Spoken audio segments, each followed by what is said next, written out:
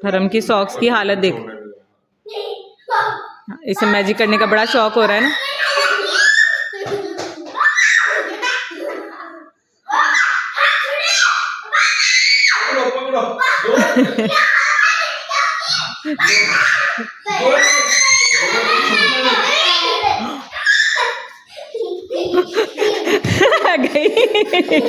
गई थी मम्मा के साथ करें हैं। मजा आया। बाबा को कौन बिठाएगा? मजा आया मजा। ऐसे ही मैं गिरी थी। अस्सलाम वालेकुम, welcome to my brand new vlog. Hopefully सब ठीक ठाक होंगे। मैं भी अल्हम्दुलिल्लाह ठीक हूँ। जी हाँ, तो आज के दिन मैं आपको बताने वाली हूँ एक स्पाइसी एंड सॉर सूप की रेसिपी। बहुत ही मज़ेदार चिकन एंड कॉर्न सूप। तो ज़रूर ट्राई कीजिएगा। और आज मुझे करनी है किचन की सफाइयाँ, तो वो भी मैं आपके साथ शेयर करूँगी। सारा शेयर नहीं कर सकती क्योंकि ज़ाहिर सी बात है, आपको पता है कि वीडियो शॉट करने के लिए आपको अलग से टाइम चाहिए, बहुत तसल्ली से बनानी पड़ती है। और ऊपर से घर के काम होते हैं कि वो दिल करता है कि बस जल्दी से ख़त्म हो जाए, ख़त्म होने का नाम नहीं ले रहे होते। क्योंकि मैं ये नहीं करती ना कि स्पेशल व्लॉग बनाने के लिए मैं कोई काम कर रही हूँ। मैं काम करती हूँ तो बस उसी का व्लॉग बनाती हूँ। डेली व्लॉगिंग या रूटीन व्लॉगिंग या डेली रूटीन इसी को कहा जाता है ना। तो व्लॉग बनाने के लिए स्पेशल मैं कुछ नहीं करती। मैं जस्ट काम जो मैं कर रही होती हूँ उसका व्लॉग बनाती हूँ। इस वजह से मुझसे काफ़ी सारे सीन जो हैं वो स्किप हो जाते हैं, लेकिन उसमें भी बहुत मेहनत होती है। एडिटिंग में काफ़ी मेहनत होती है और जाहिर सी बात है, हर काम मेहनत मांगता है, मेहनत तलब काम होता है। आप तभी कुछ ना कुछ कर सकते हो, ऐसे तो आप कुछ भी नहीं कर सकते। जब तक आप मेहनत नहीं करोगे, हाथ पे हाथ रख के बैठे रहोगे, कुछ नहीं कर सकते। और आजकल तो वो टाइम आ गया है कि हर बंदा जो है ना वो अर्नर हो, मतलब कि कोई लड़की या लड़का नहीं है, अगर बल्कि लड़कियों को भी बराबर साथ देना चाहिए जिस हद तक वो कर सकती हैं। मेरी कोशिश यही है कि मैं इंशाल्लाह अपनी बच्चियों को अपने पैरों पे खड़ा करूँगी। वो इस काबिल हो जाएं कि वो इस दुनिया में अगर कोई उनको सपोर्ट करने वाला नहीं भी है, अल्लाह ना करे, तो वो ख़ुद अपना सर्वाइव कर सकें, किसी को देखना ना पड़े।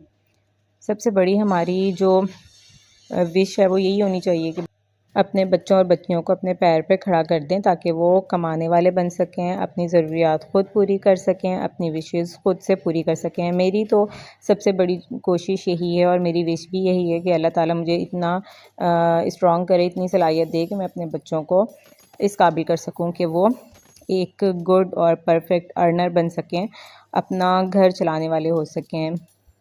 चाहे वो बेटी हों या बेटे हों, हमें ये नहीं देखना चाहिए कि ये लड़की है तो इसकी शादी हो जानी है, या हम कहीं अमीर घर देख के इसकी शादी कर लें। भले आप अमीर घर देख के भी शादी करें, फिर भी लड़कियों को एक गुड अर्नर होना चाहिए। चाहे जितनी मर्ज़ी जायदाद हो, लेकिन लड़कियों को अपने पैरों पे खड़ा होना चाहिए। अच्छा देखिए, अगर वो बाद में जॉब नहीं भी करती या अल्लाह ताला ने बहुत कुछ दिया हुआ है, कोई बात नहीं, लेकिन कम से कम उनके पास एजुकेशन होगी, जो कि एजुकेशन बहुत ज़रूरी चीज़ है एक नस्ल को आगे चलाना। कल को जब उनको अपने बच्चों को पढ़ाना होगा तो कम से कम वो ये तो नहीं कहेंगी कि बेटा मैं आपको पढ़ा नहीं सकती, अपने बच्चों को खुद से पढ़ा सकेंगी। बहुत सारी बातें होती हैं जो एक माँ का पढ़े लिखे होना ज़रूरी होता है।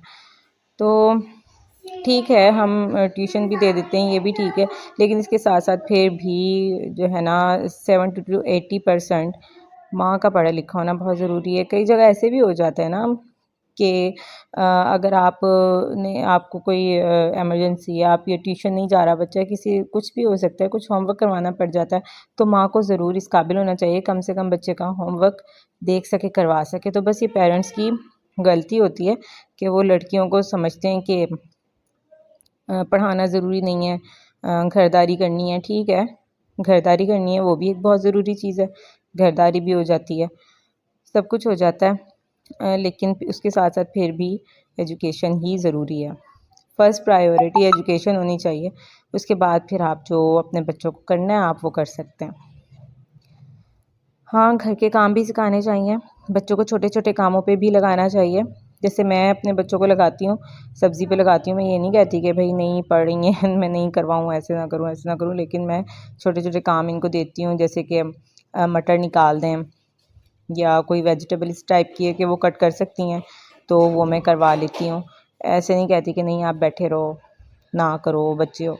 तो जो इनकी करने का काम होता है ना, इनकी पहुंच का, वो मैं करवा लेती हूँ।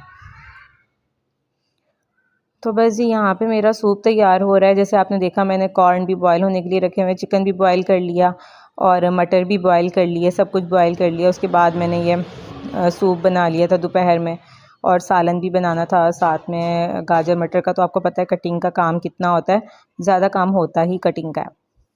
बाकी पक तो ऐसे ही जाता है खाना, मिनट ही लगता है कोई, लेकिन कटिंग में टाइम लगता है। तो जी अच्छा, आप सूप में ना कॉर्न ज़रूर डाला करें। कॉर्न जब आप डालते हैं ना, जो भुट्टा होता है, तो बहुत ही ज़बरदस्त लगता है सूप में। और सर्दियों में सूप बनाया भी करें बच्चों के लिए, चाहे वो थोड़ा थोड़ा, मेरे बच्चे थोड़ा सा पीते हैं, लेकिन चलें पीते तो हैं, हेल्दी होता है, अच्छा है सेहत के लिए। सर्दियों में नज़ला ज़ुकाम से भी बहुत अच्छा है।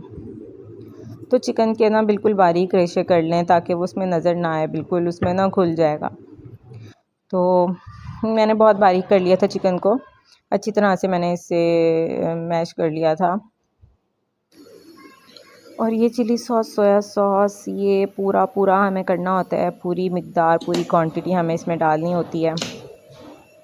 तो ये डाल दिया था। वेजिटेबल्स को फ्राई करके मैंने उसमें फिर पानी डाल दिया था। इसमें कुछ ज़्यादा मुश्किल नहीं है, वेजिटेबल्स को बस फ्राई करना होता है। चिकन को भी मैं 2-3 मिनट फ्राई करती हूँ बॉईल करने के बाद। उसके बाद फिर मैं इसमें पानी डालती हूँ। और फिर मैंने कॉर्न भी डाल दिया था, मटर भी साथ ही डाल दिए थे। फिर साथ में मैंने ये कॉर्नफ्लोर जो है ना, इसको पानी में मिक्स करके ये भी डाल दिया था, और ये हमारा सूप रेडी हो जाता है। इसमें कुछ भी टाइम नहीं लगता, बस वो कटिंग में ही टाइम लगता है। अच्छा, तो मैं बता रही थी कि बच्चियों को ख़ास तौर पे ख़ुद मुख्तार होना बहुत ज़रूरी है। हमारी सोसाइटी में हम क्या कहते हैं कि हम कहते हैं अच्छे रिश्ते मिल जाएं और प्रॉपर्टी और जायदाद वाले रिश्ते मिल जाएं। चलो ठीक है, वो बात भी ठीक है, वो सोच भी ठीक ही होगी, लेकिन मेरी ज़्यादातर जो प्रायोरिटी है ना, मेरा जिस तरफ रुझान है, मेरा दिल ये है कि मैं अपने बच्चों को अपने पैरों पे खड़ा करूं। उनको किसी की प्रॉपर्टी देखने की ज़रूरत ना पड़े, किसी का मुंह देखने की ज़रूरत ना पड़े। अल्लाह ताला उनको इस काबिल करे कि वो अपनी प्रॉपर्टी बना सकें। और बस यही कोशिश होनी चाहिए। और मेरे ख़्याल में आजकल की माँओं की सोच भी यही है। नसीब अल्लाह ताला सबके अच्छे करें, नसीब की तो खैर कोई नहीं लड़ सकता लड़ाई। अच्छा, इसमें आपने एग भी डालना है, ठीक है। अंडा, एक तो प्रोटीन होगा इसमें, दूसरा ये कि हेल्दी है, तो सूप में हर चीज़ हेल्दी आप जहाँ तक हो सके आप ऐड करें। बच्चों ने पीना होता है ताकि सर्दी से भी बच सकें और फ़ायदेमंद भी हो। इसे हमने कर लेना है मिक्स, और मैंने इसकी पकाई भी काफ़ी कर ली थी इसके बाद, क्योंकि मुझे ना ये थोड़ा सा वो पतला लग रहा था, तो मैंने इसे थोड़ा थिक भी करना था। तो मैंने सोचा कॉर्नफ्लोर ना डाला जाए, थोड़ा इसे पका लिया जाए। तो जी ये आधा हमारा हो चुका है, पतीला के आधा हो चुका है। सालन भी बन के रेडी हो गया। अच्छा, इसमें गाजर मटर में ना मैं शिमला मिर्च भी ज़रूर डालती हूँ, थोड़ी सी मुझे बहुत अच्छी लगती है इसमें। और एक अंडे में, अंडे नहीं बनाते जो हम, वो हम बनाते हैं टाइम पास, जब हमारे पास सालन नहीं ना होता कुछ कि हम क्या बनाएं, तो फिर हम बनाते हैं अंडे।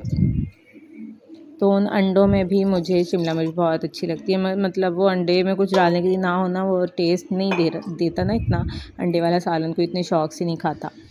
तो उसमें आप जब शिमला मिर्च डाल देंगे ना, तो वो उसमें एक टेस्ट डेवलप हो जाता है। तो आज मैं काफ़ी दिन बाद दूध ले रही हूँ। मैंने काफ़ी दिन हो गए मैंने दूध नहीं पिया, तो सोचा आज क्यों ना दूध पिया जाए। आपको पता है कि वो ये होता है, बस ये काम कर लें, वो काम कर लें, अब फिर बैठ जाएं, फ्री हो गए तो बस बैठ जाएं, खाने पीने में इतना ध्यान नहीं होता। तो मेरी नेचर भी कुछ ऐसी ही है, क्योंकि बच्चों के पीछे पूरा दिन निकल जाता है, उन्हें खिलाना पिलाना, नहलाना धुलाना। और अब ऑनलाइन क्लासेस हो रही हैं, तो ऑनलाइन क्लासेस जो है ना, एक बिल्कुल ही स्यापा है वो। बच्चे को स्कूल भेजते तो एक दफ़ा भेज देना होता है, इसमें बार बार वो लिंक कनेक्ट करके देना होता है, कभी डिस्कनेक्ट हो जाता है। अच्छा जी, जैसे मैंने आपको बताया था कि मैंने आज किचन की सफाइयाँ की थी, तो पूरा मैंने कोई शॉट नहीं किया ना, मैंने झाड़ू लगाते हुए शॉट किया। जैसे दूसरे चैनल्स में होता है कि वो प्रॉपर झाड़ू लगाते हुए इस तरह से वो पूरा शॉट होता है, उस तरह से मैंने कुछ नहीं किया। लेकिन सफाई काम मेरा बहुत ज़्यादा था, मुझे 4-5 घंटे लग गए थे किचन की सफाई करते हुए। तो अवन को भी मैंने वॉश किया था। अच्छा, एक बात याद रखिएगा, जब आप अवन वगैरह वॉश करें, जब बहुत ज़्यादा गंदे हो जाते हैं ना, हमें इनको वॉश करना पड़ता है, तो कर लें, कोई ऐसी बात नहीं है। लेकिन आपने करना है क्या है, इसको फिर शाम तक यूज़ नहीं करना। इसके अंदर से अच्छी तरह से पानी निचड़ने दें। फिर जब पानी अच्छी तरह निचड़ जाएगा ना, आप इसको उस जगह से उठाएं, इसके नीचे पानी जमा हुआ होगा, आप उसको अच्छी तरह से क्लीन कर लें। फिर इसको उस जगह पे रखें, इसके नीचे भी पानी नहीं होना चाहिए, वरना ये इसमें ना अर्थ आएगी, करंट देगा ये, अगर आप वैसे इसको चला लेंगे। तो इसको अच्छी तरह से ड्राई होने दें। अगर आपने सुबह में धोया, इसको शाम में जाके इसको आप स्विच ऑन करें। तो मैंने तो इसे वॉश कर लिया था, क्योंकि काफ़ी ज़्यादा ये हो रहा था, चिकनाहट बहुत ज़्यादा हो रही थी, कपड़े से साफ़ ही नहीं हो रहा था। तो बस फिर मैंने इसे वॉश कर लिया, और पूरा किचन ही वॉश कर लिया था, दीवारें, कैबिनेट्स वगैरह सारे वॉश कर लिए थे, क्योंकि साफ़ नहीं हो रहे थे कपड़े से, वो नहीं होते ना इस तरह से साफ़, धुलाई में ही होते हैं। डीप फ्रीज़र को भी वॉश कर लिया था मैंने, उसकी भी तार नीचे गिरी हुई, नीचे लग रही होती है, पानी लगता है। मैंने फिर उसका भी यही किया था कि अच्छी तरह से पोछा वगैरह लगा के फिर बाद में ना उसको मैंने जो है शाम में उसे ऑन किया था, ताकि वो अर्थ ना दे, फिर ना करंट आ रहा होता है इस तरह इलेक्ट्रिसिटी में। अच्छी तरह ड्राई जब तक नहीं हो जाता, आप उसे स्विच ऑन करने की कोई ज़रूरत नहीं है। अच्छा, ये भी सारी शेल्फ़ें वगैरह जो हैं सारी धुलाई हो गई हैं, और मैंने ये सामान सेट कर दिया है।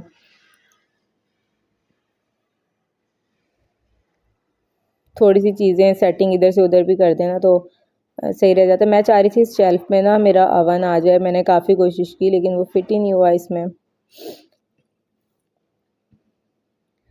अच्छा, अब ये मैंने ना डीप फ्रीज़र भी वॉश कर लिया ऊपर ऊपर से, क्योंकि अंदर से वॉश करना तो इसका एक बहुत ही टाइम टेकिंग प्रोसेस है, बर्फ़ जमी हुई है, तो इसे मैं ज़रा ना बाद में वॉश करूँगी, अभी इतनी ज़रूरत भी नहीं है। खैर, इसमें फ्रिज वाली साइड तो हमें डेली साफ़ करनी पड़ती है, कुछ ना कुछ गिर जाता है या पानी जमा हो जाता है, उससे तो मैं कपड़ा मार लेती हूँ। फ्रीज़र वाली साइड पे बर्फ़ होती है ना, तो हम इसे उस तरह नहीं साफ़ कर सकते जिस तरह फ्रिज हम करते हैं ना, घर वाली फ्रिज, उस तरह से ये साफ़ नहीं होता है। इसको प्रॉपर जो है ना वॉश करना पड़ता है, पानी निकलता है इसमें से, तो इसको बाहर रख के सहन में वॉश किया जाता है। मैं वहाँ वॉश करती हूँ इसे। तो आज मैंने इसे वॉश किया, मैंने ना डोर लॉक किया हुआ था किचन का कि अंदर ना आना, ये बार बार आ रहे थे, गीले पाँव लेके बाहर जा रहे थे, किचन गीला गंदा हो रहा था। तो बस डीप फ्रीज़र भी काफ़ी कपड़े से उस तरह साफ़ नहीं होता, फिर मैंने इसको वॉश किया था तो ये नीट हो गया था। फ्रिज या फ्रीज़र भी आप इस तरह अगर साफ़ करें ना, पानी वानी डालें, तो फिर उसको भी फ़ौरन से ऑन ना करें, अर्थ आ जाता है ऐसी चीज़ों में।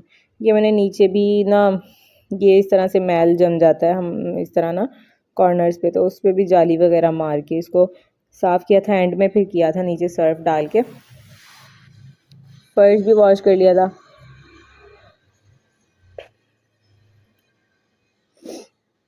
तो बीच में मैंने इनको खाना वाना रोटी बना ली थी बीच में ही, क्योंकि मुझे काफ़ी टाइम लगना था, किचन धोते धोते काफ़ी टाइम हो जाना था, गैस चली जानी थी, तो मैंने कहा पहले मैं रोटी भी बीच में बना लेती हूँ, किचन अभी धोने कुछ साफ़ करने वाला भी था, तो खाना वाना बना के मैंने इनको दे दिया था। फिर मैं दोबारा किचन में ही लग गई थी, मतलब मैं 4 बजे फ्री हुई थी, मैंने सुबह का छेड़ा हुआ था किचन को, और 4-5 घंटे मुझे लग गए थे।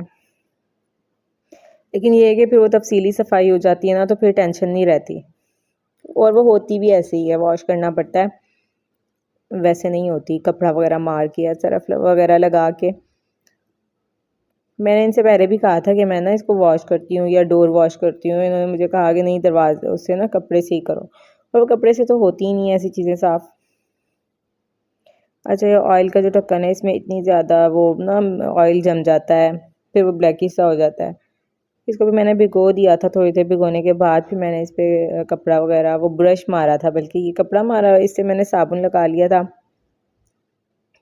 उसके बाद ना मैंने ब्रश इस पर मारा अच्छी तरह से, इसके कॉर्नर से ना, तो मैल निकल गया था, वो जो ऑयल जमा हुआ था ना, ऑयल निकल गया था। दोबारा तो जम ही जाना है, लेकिन फिर वो ज़्यादा चिकना हो जाता है अगर ना करो।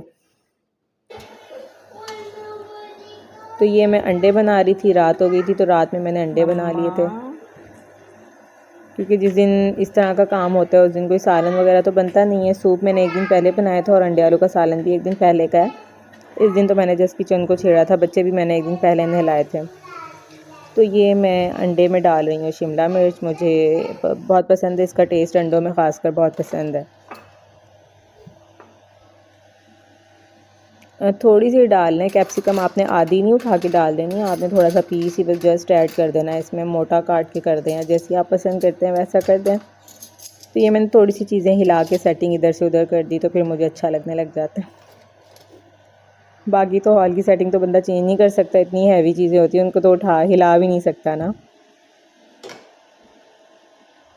अच्छा जी, तो ये सारी चीज़ें अब हम अपनी अपनी जगह पे रख देंगे और शेल्फ़ काउंटर क्लीन कर लेंगे।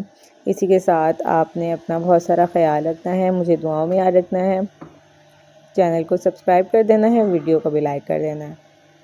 अपना बहुत सारा ख्याल रखिएगा। अल्लाह हाफिज़, टेक केयर।